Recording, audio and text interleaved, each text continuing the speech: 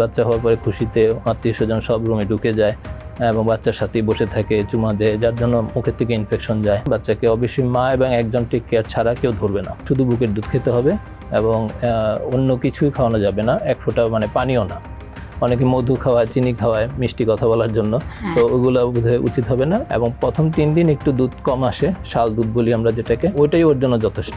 একটা ডায়াপার পরানোর পরে অন্তত 5-6 ঘন্টা পরেই আবার চেঞ্জ করে দিতে হবে এবং একটা ডায়াপার থেকে আরেকটা ডায়াপার যখন চেঞ্জ করবেন মাঝখানে অন্তত 10-15 মিনিট সময় দিতে হবে। বাচ্চাকে ডায়াপার ছাড়া রাখতে হবে যাতে জায়গাটা শুকিয়ে যায়।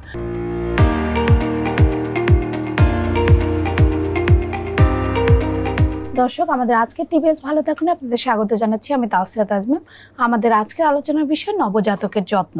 এ বিষয়ে কথা বলতে আমাদের সঙ্গে আছেন ঢাকা কমিউনিটি মেডিকেল কলেজ ও হাসপাতালের শিশু বিভাগের অধ্যাপক ও বিভাগীয় প্রধান ডাক্তার ওমর শরীফ ইবনে হাসান। আমাদের অনুষ্ঠানে আপনাকে স্বাগতম। ধন্যবাদ স্যার, আপনার কাছে শুরুতে জানতে চাচ্ছি যে নবজাতকের জন্মের পরপরই কি ধরনের যত্ন নিতে হয়? জি, নবজাতকের জন্মের পরেই কিছু যত্ন আছে যেটা একদম জন্মের সাথে সাথে নিতে হয়, আর কিছু আছে রেগুলার। আপনার নবজাতক বলতে আমরা বুঝাই আসলে প্রথম 1 মাস বয়স পর্যন্ত, সেই বিষয়গুলো লক্ষ্য রাখতে হয়। তো জন্ম হওয়ার সাথে সাথে যেটা হয়, জন্ম হওয়ার সাথে সাথে আমাদের প্রথমে বাচ্চাটি কাঁদলো কিনা জন্মের সাথে সাথে সেটা লক্ষ্য রাখি, কারণ যদি কান্নাকাটি করে তার মানে তার অক্সিজেন ফুসফুসে গিয়েছে, তো সে নর্মালি শ্বাস নিতে পারছে। আর তারপরে আমরা দেখি যে তার মুখ এবং নাক ক্লিয়ার আছে কিনা। কোনো কিছু থাকলে সেটা আমরা যদি হসপিটালে হয় তাহলে সাকশন দিয়ে ক্লিয়ার করে দিই, আর বাসায় হলে কিছু থাকলে নাকটা পরিষ্কার করে দিই, মুখের ভিতরটা পরিষ্কার করে দিই। তারপরে যে ব্যাপারটা হচ্ছে যে নাভিটা ওকে অ্যাসেপ্টিভ প্রিকশনে স্টেরাইল ইনস্ট্রুমেন্ট দিয়ে কেটে ক্লাম করে দিতে হবে। এবং নাভির কিছু যত্ন আছে, যেমন নাভিটা সাধারণত 7 থেকে 10 দিনের মাঝে শুকিয়ে যায়, কিন্তু এটাকে শুকনো রাখা লাগবে এবং এতে কোনো ভিজানো যাবে না। অনেকে গরম সেক দেয়, ওগুলো করা যাবে না। এটাকে ইনটেক রাখা লাগবে এবং শুকনো রাখলে সবচেয়ে ভালো হয়। ইভেন 2-4 দিন 10 দিন পরেও বাচ্চাকে নাভিটা একটু ওপেন রাখলে যাতে বাতাস লাগে, তাতে নাভিটা তাড়াতাড়ি পড়ে যায়। আর তৃতীয়ত হচ্ছে আমাদেরকে নাভি কাটার পরে বাচ্চাকে উষ্ণ রাখতে হবে, বাচ্চা ঠান্ডা না হয়ে যায়, এবং ক্লিন করতে হবে, ড্রাই কাপড় দিয়ে ওকে ক্লিন করে নিতে হবে। এবং তারপরে যত তাড়াতাড়ি সম্ভব বাচ্চাকে ব্রেস্ট ফিডিং করাতে হবে। এই 4টা জিনিস হচ্ছে ইমিডিয়েট আফটার ডেলিভারি, হওয়ার পরপরই যে যত্নগুলো। এছাড়া একটা নবজাতকের আপনার কিছু জিনিস সবসময় লক্ষ্য রাখতে হয় যে ওর প্রস্রাব ঠিক মতো হচ্ছে কিনা। 3 থেকে 4 দিন পরে বাচ্চা প্রতিদিন 5-6 বার প্রস্রাব করবে, তাহলে এই প্রস্রাব ঠিক মতো হচ্ছে কিনা এটা লক্ষ্য রাখতে হবে। স্টুল পাসটা ইউজুয়ালি 24 ঘন্টার মধ্যেই হয়ে যায়, 36 ঘন্টার মধ্যে না হলে অবশ্যই কোনো শিশু ডাক্তারের শরণাপন্ন হতে হবে। এছাড়া বাচ্চার ইনফেকশন হয় কিনা এই ব্যাপারটা লক্ষ্য রাখতে হবে। আমরা যেটা করি, অনেক সময় বাচ্চা হওয়ার পরে খুশিতে আত্মীয়-স্বজন সব রুমে ঢুকে যায় এবং বাচ্চার সাথেই বসে থাকে, চুমা দেয়, যার জন্য মুখের থেকে ইনফেকশন যায়। তো এইটার ব্যাপারে প্রিকশন নিতে হবে যে বাচ্চা যে রুমে থাকবে বাচ্চাকে অবশ্যই মা এবং একজন টেক কেয়ার ছাড়া কেউ ধরবে না, এবং আত্মীয়-স্বজন দেখতে আসলেও একজন করে দেখে পাশের রুমে চলে যাবে। কিন্তু এখানে বসে আড্ডা মারা, মায়ের সাথে গল্প করা, এতে মায়ের যেমন থ্রেট, ইনফেকশন হতে পারে, আবার বাচ্চার তো অবশ্যই ইনফেকশন হতে পারে। সো বাচ্চাকে 1 মাস একটু আইসোলেটেড রাখাই সবচেয়ে ভালো, তাহলে ইনফেকশনটা প্রিভেন্ট করা যায়। এছাড়া বাচ্চার অনেক সময় জন্ডিস হয়, জন্ডিস হচ্ছে কিনা এগুলো লক্ষ্য রাখতে হবে। আপনি জন্ডিসের কথাই বললেন, যে জন্ডিস হলে আসলে কি করতে হবে? জন্ডিস এই বয়সে যে জন্ডিসটা হয় সাধারণত এটাকে ফিজিওলজিক্যাল জন্ডিস বলে। সাধারণত 2 দিন থেকে 10 দিন পর্যন্ত জন্ডিসটা হবে। এটা কিন্তু আমাদের অ্যাডাল্টের যে জন্ডিস সেরকম ভয়ানক কিছু না, এটা লিভার ঠিক মতো কাজ করানোর জন্যই জন্ডিসটা হয় ইউজুয়ালি। তো এটা 2 থেকে 10 দিন পর্যন্ত থাকে এবং এর মধ্যেই ভালো হয়ে যায়। এটা কি সবাইকে ফটোথেরাপি দিতে হবে? না, সবাইকে ফটোথেরাপি দিতে হবে না। আপনার 2 থেকে 10 দিনের মধ্যে যে ফিজিওলজিক্যাল জন্ডিসটা হয় এটা সাধারণত মুখে, নাকের আগে এই মুখের অংশটাতে হলুদ হয়, একটু আপার ট্রাঙ্কে হলুদ হতে পারে। কিন্তু যাদের হাতের তালু, পায়ের তালু হলুদ হয়ে যাচ্ছে, লোয়ার ট্রাঙ্কে হলুদ হচ্ছে, তাদেরকে ইমিডিয়েটলি পেডিয়াট্রিশিয়ান দেখিয়ে বিলিরুবিন লেভেল দেখতে হবে। যাদের লেভেল খুব বেশি তাদেরকে ফটোথেরাপি দিতে হবে। আর 2 দিনের আগে যদি হয়, প্রথম দিন, দ্বিতীয় দিনই, অথবা যদি 10 দিনের পরেও এটা জন্ডিসটা কন্টিনিউ থাকে, তাহলেও একজন শিশু ডাক্তার দেখিয়ে ফটোথেরাপি এবং অন্যান্য মেজার নিতে হবে। আচ্ছা, আর আপনি বললেন যে নাভির যত্ন, নাভিটা যেন শুকনো থাকে, তাহলে নবজাতকের আসলে গোসল করানো হবে কবে? গোসল সাধারণত আমরা বলি যে নাভি পড়ে যাওয়ার পরে, অ্যাকচুয়ালি 7-8 দিনের মাঝে নাভিটা পড়ে যায় এবং তারপরে গোসল করালেই সবচেয়ে ভালো। কারণ নাভিটা না হলে, গোসল করালে নাভিটা ভিজে যাওয়ার সম্ভাবনা আছে এবং ভিজা ভিজা থাকলে এটা শুকাতে দেরি হয়। সেই জন্য গোসলটা ইয়ের পরে করলেই ভালো, নাভিটা পড়ে যাওয়ার পরে 7-8 দিনের পরে। এরপরে পরবর্তীতে প্রথম 2 মাস আপনার গোসল সপ্তাহে 1 দিন বা 2 দিন পর পর, গরমের সময় 1 দিন বা 2 দিন, আর শীতকাল হলে আপনার 3 দিন পর পর করতে পারেন। আর 2-3 মাস হয়ে গেলে বাচ্চাকে তখন প্রতিদিনই গোসল করানো যাবে গরমের সিজনে। শীতের সিজনে আপনার হয়তো 2-3 দিন গ্যাপ দিয়ে গোসল করালেন। আপনি নবজাতকের খাবারের বিষয়ে জানতে চাচ্ছি, কি শুধু তো বুকের দুধেই খাবে নাকি? হ্যাঁ, অ্যাবসলিউট ব্রেস্ট ফিডিং। অনেকে অনেক কিছু খাওয়ায়, কিন্তু আমি বলবো যে শুধু বুকের দুধ খেতে হবে এবং অন্য কিছুই খাওয়ানো যাবে না, এক ফোঁটা পানিও না। অনেকে মধু খাওয়ায়, চিনি খাওয়ায় মিষ্টি কথা বলার জন্য, তো ওগুলো বোধহয় উচিত হবে না। শুধু অ্যাবসলিউট ব্রেস্ট ফিডিং করবে এবং বুকের দুধটা নবজাতক হওয়ার সাথে সাথে আধা ঘন্টার মধ্যে, যদি সুস্থ থাকে বাচ্চা, তাহলে আধা ঘন্টার মাঝেই বাচ্চাকে ব্রেস্ট ফিডিং করাতে হবে। এবং প্রথম 3 দিন একটু দুধ কম আসে, শাল দুধ বলি আমরা যেটাকে, অল্প অল্প সাথে সাথে কসকস আসবে, ওইটাই ওর জন্য যথেষ্ট। তো ওই সময় দেখা যায় দাদি নানি বা আত্মীয় স্বজনরা অস্থির হয়ে যায় যে পটের দুধ খাওয়া, দুধ আসতেছে না। বাট ওই সময় ওই অল্প দুধই ওর জন্য যথেষ্ট, এবং এই শাল দুধটা কিন্তু অনেক বডির ইমিউনিটি বৃদ্ধি করে এবং ওটা খেতে হবে। এবং তারপরেও ব্রেস্ট ফিডিংয়ে কন্টিনিউ থাকবে। 6 মাস হয়ে যাওয়ার পরে ওর অন্যান্য ঘরের খাবারগুলো খাবে, অন্য দুধ না, কিন্তু দুধ 2 বছর পর্যন্ত শুধু বুকের দুধই যথেষ্ট। আচ্ছা আচ্ছা। তো অনেকেই যে বলে যে মায়ের দুধ পাচ্ছে না বাচ্চা, এটা কি আসলে হয়? দুধ পাচ্ছে না এটা অনেকে আবেগে বলে যে দুধ পাচ্ছে না, দাদি নানি বলে খাওয়া হচ্ছে না, শুকিয়ে যাচ্ছে। বাচ্চা কিন্তু প্রথম 7 দিন 10 দিন তার ওয়েট লস হয় একদম হওয়ার পরে, তারপরে আবার 7-8 দিন 10 দিন 15 দিনে 1 মাসে গিয়ে মোটামুটি তার ওয়েট জন্মের ওজনটা হয়। তারপরে প্রতি মাসে 1 কেজি করে বাড়ে, অর্থাৎ 3 মাসে 3 কেজি, 4 মাসে 4 কেজি, এটা অ্যাভারেজ একটা 10 মাস পর্যন্ত বাড়ে। তারপরে 1 বছরে 11 কেজি, 2 বছরে 12 কেজি, এটা অ্যাভারেজ একটা ওয়েট। তাহলে বাচ্চা যদি ওয়েট ঠিক মতো বাড়ে এবং ইউরিন পাস প্রস্রাবটা যদি ধরেন দিনে রাতে 5-6 বার করে, তার বুকের দুধ হচ্ছে। বাচ্চা কাঁদে বুকের দুধ হচ্ছে না, হ্যাঁ, এটা না। মায়ের বুকের দুধটা ওর জন্য তৈরি, সেই জন্য এইটুকু দুধ যদি আপনি মায়ের বুকের দুধ খায়, তাহলে দেখা যাবে এটা আধা ঘন্টার মধ্যে তার হজম হয়ে যায়। আধা ঘন্টা পরেই বাচ্চা কাঁদে খাওয়ার জন্য। আর সেম পরিমাণ পটের দুধ খাওয়ালে এটা ওর জন্য তৈরি না, হজম হতে 2 ঘন্টা লাগে। তো 2 ঘন্টা বাচ্চা কাঁদবে না। তো আমাদের মারা মনে করে যে 2 ঘন্টা কাঁদে না, তার এটা পেট ভরেছে। আসলে কিন্তু বুকের দুধ খেলে এর মাঝে 4 বার খাবে, 4 গুণ খাবে। সো ওয়েট করতে হবে, আমাদের দেখতে হবে খাওয়া হচ্ছে কি হচ্ছে না, সেটা বুঝবো হলো এক হলো ইউরিন পাস হয়েছে কিনা 5-6 বার, আর নিয়মিত ওজন বাড়ছে কিনা। 1 মাসের পরে প্রতি মাসে 1 কেজি করে ওজন বাড়ছে কিনা 10 মাস পর্যন্ত। এই দুইটা হচ্ছে প্যারামিটার। মায়ের মনে হচ্ছে, আমি মনে করছি, এইসব দিয়ে আসলে ব্রেস্ট মিল্ক হচ্ছে না এটা বলা যাবে না। আচ্ছা, আপনি জানেন যে নবজাতকের একটা সাধারণ সমস্যা বোধহয় গ্যাসের সমস্যা, অনেক বেশি কষ্ট পায়। এটা কেন হয় আসলে? এটা হলে কি করবে? গ্যাস বলতে আসলে আমরা যেটা বুঝি গ্যাস্ট্রিকের সমস্যা, সেইটা না কিন্তু। হ্যাঁ, এটা তো কিছু না। এটা ব্রেস্ট ফিডিং যখন করে তখন কিছু বাতাস পেটে চলে যায়, এটা গিয়ে পেট মোছরামুছি করে, কান্নাকাটি করে, এটা নর্মাল একটা বিষয় বাচ্চাদের জন্য। এবং এটা সাধারণত 2 মাস থেকে শুরু হয় এবং 6 মাস পর্যন্ত, যতক্ষণ শক্ত খাওয়া শুরু না করবে ততক্ষণ পর্যন্ত এটা থাকে। যার জন্য আমাদের যেটা করতে হয়, আমরা বার্পিং বলি, ঢেকুর তোলাতে হয়, সোজা বাংলায় যেটা বলে ঢেকুর তোলাতে হবে। বাচ্চাকে এভাবে নিতে হবে, পেটটা এখানে থাকবে, পিঠে জোরে জোরে চাপ দিলে মুখ দিয়ে বাতাসটা বেরিয়ে যাবে। একটু বমিও করতে পারে, এটা ভয় পাওয়ার কিছু নেই।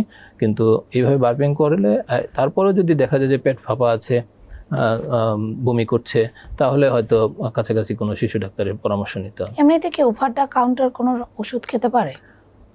সিমিতিখন আছে, ফ্লাকল নামে পাওয়া যায়, এটা ওই পেট ফাঁপার জন্য খেতে পারে 6 ফোঁটা করে 6 ঘন্টা পর। আচ্ছা, আপনি বললেন যে ঢেকুর তোলানোর সময় বমি হয় অনেক সময়, আসলে বমিটা কখন ভয়ের?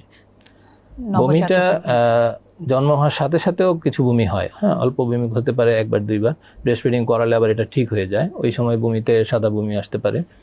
আর নর্মালি বমি বুকের দুধ খাওয়ার পরে, যেহেতু সে বুঝতে পারে না এবং স্পিনটারটাও অ্যাডিকুয়েট থাকে না, তো অনেক সময় ওভার ফিডিং হয়ে গেলেও একটু বমি করতে পারে। সেই জন্যই বলা হয় যে প্রতিবার বুকের দুধ খাওয়ানোর পরে ঢেকুর তোলাতে হবে, যাতে বমি হলেও এটা উপরে হয়ে যায় বাচ্চা। কারণ শুয়ে থেকে যদি বমি হয় তাহলে ফুসফুসে যাওয়ার চান্স থাকে। তো এটা হচ্ছে বমি হতে পারে।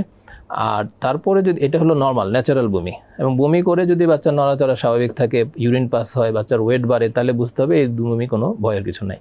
কিন্তু যদি বমি করে বাচ্চার পেট ফুলে গেছে, কন্টিনিউয়াস বমি করছে, বমি ছিটকে দূরে যাচ্ছে, বাচ্চার লেথার্জিক হয়ে যাচ্ছে, ব্রেস্ট ফিডিং করছে না, তাহলে অবশ্যই কাছাকাছি কোনো শিশু ডাক্তারের পরামর্শ নিতে হবে। আচ্ছা, আর নবজাতকের আরেকটা সমস্যা দেখা যায় যে হেঁচকি ওঠে অনেক বেশি, এটা কি ভয়ের? হেঁচকি ভয়ের কিছু নেই, হেঁচকি হাঁচি দেওয়া এগুলো খুব বেশি একটু ভয়ের কিছু নয়, ওইভাবে নিয়ে একটু হাঁটাহাঁটি করলে ঠিক হয়ে যাবে আশা করি। আচ্ছা, আর নবজাতকের যত্নে যে সমস্যাটা দেখা যায় যে তেল মাখানো যাবে কি যাবে না, কোন তেল মাখানো যাবে? তেল মাখানো আসলে হওয়ার পরেই যেটা হয়, শরীরে একটু লাইকা লেগে থাকে, যেটা সাদা একটা আবরণের মতো, ভার্মিক্স বলি আমরা, এটা পরিষ্কার করার কোনো প্রয়োজন নেই। এবং নাভি পরার আগে, গোসল করানোর আগে আসলে কোনো রকমের তেল বা কিছু না লাগানোই ভালো। এবং তারপরে যদি লাগাতেই হয় তেল, তাহলে সেটা নাভি পরে যাওয়ার পরে, গোসলের পরে অলিভ অয়েলটা আমি বলবো যে বেস্ট চয়েস। কিন্তু সরিষার তেল মাখাতে তো পছন্দ করে আমাদের দেশের মানুষ। হ্যাঁ, best choice olive oil. Olive oil লাগালেই ভালো হবে। সরিষার তেল মাখালে কি কোনো সমস্যা হয়? ক্ষতি নেই, তবে অলিভ অয়েলটা একটু বেশি স্মুদি, ওর জন্য সুইটেবল বেশি। লোশন ক্রিম কি মাখানো যায়? কমার্শিয়াল লোশন ক্রিম না মাখানোই ভালো হবে। মাখালে কোন বয়সে আসলে শিশুদের মাখাতে হয়? 6 মাসের পরে, 6 মাসের পরে যদি ব্যবহার করতেই চান, আর না হয় অলিভ অয়েল তেলই যথেষ্ট। অলিভ অয়েলেই আসলে যথেষ্ট। জি। আচ্ছা, তো নবজাতকের আরেকটা হলো যে ঘুমের সমস্যার কথা প্রায় শুনি, আসলে ঘুমের সমস্যাটা কেন হয় বা এটার সমাধান কি?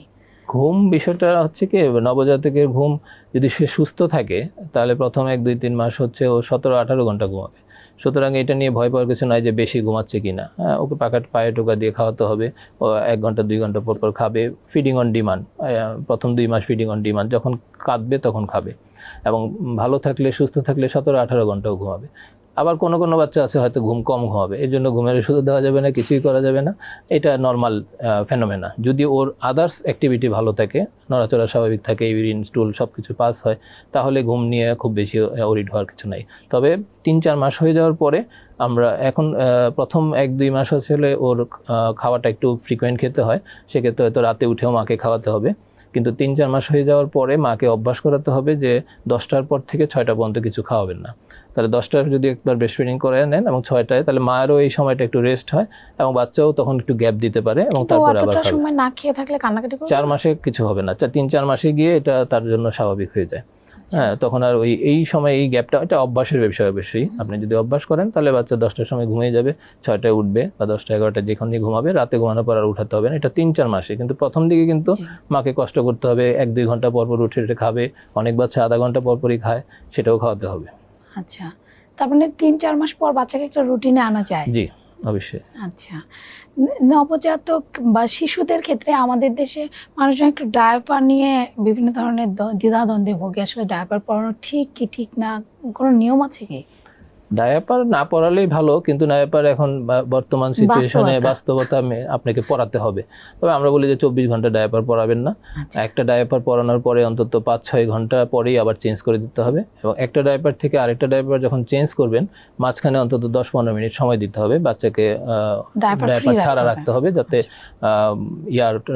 জায়গাটা শুকিয়ে যায়। এবং ভিজা ভিজা থাকা অবস্থায় যদি আবার একটা ডায়াপার পরান, তাহলে কিন্তু ফাঙ্গাল ইনফেকশন হবে, ডায়াপার র্যাশ হবে, এগুলো হবে। এবং ডায়াপারটাও আপনাকে ভালো কোয়ালিটির ডায়াপার পরাতে হবে, এবং এটা যাতে বেশি টাইটও না হয়, বেশি আবার লুজও না হয়। এরকম বেশি টাইট করলে আবার ওখানে ইনফেকশনের দাগ হয়ে যাবে, ইনফেকশন হবে।